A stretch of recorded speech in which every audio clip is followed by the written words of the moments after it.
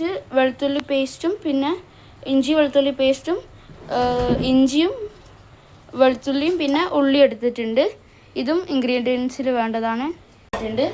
Leg piece, പിന്നെ cornflour powder, മൈദ, പിന്നെ 2 മുട്ട, 2 നാരങ്ങ, schezwan sauce, chilli sauce, soya sauce and tomato sauce, പിന്നെ ഗരം മസാല, മുളക് പൊടി,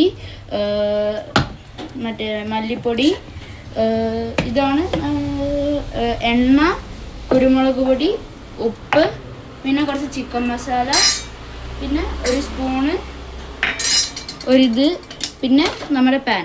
അപ്പം നമുക്ക് തുടങ്ങാം. തുടങ്ങിക്കോ എടി. അപ്പം നമ്മളിതാ ഉപ്പ് ഇട്ട് കൊടുത്തിരിക്കുകയാണ്.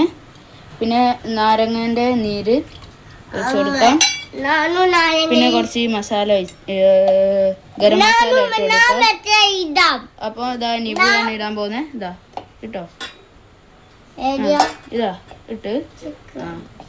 ഇനി നമുക്ക് കുറച്ച് കുരുമുളക് പൊടി, അല്ല അത് ഞാൻ ഇട്ട് പോയി. കുറച്ച് മുളക് പൊടി ഇട്ടോ.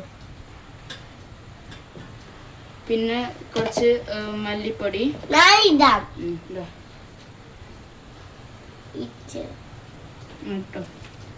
പിന്നെ നമ്മൾ മൈദ ഇട്ട് കൊടുക്കാണ്.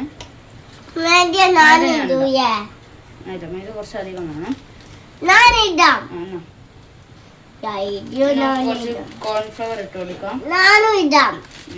ശരി, അത് അതിൽ വെക്കും, മൈദയിൽ വെക്ക്. അതാ കോൺഫ്ലവർ ഇട്ടോ. ഇനി നമുക്ക് ഇതിലേക്ക് കുറച്ച് ചിക്കൻ മസാല ഇട്ട് കൊടുക്കാം.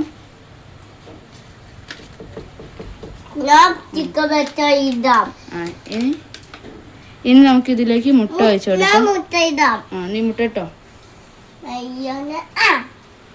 ഇനി നമുക്ക് ഈ സ്പൂൺ വെച്ച് മിക്സ് ചെയ്ത് കൊടുക്കാം.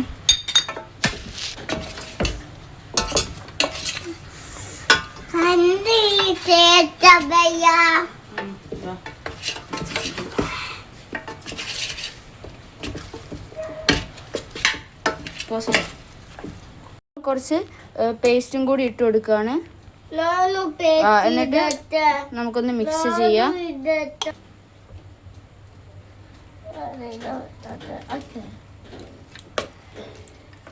നമ്മളിതാ ചിക്കൻ പൊരിച്ചെടുക്കുകയാണ്.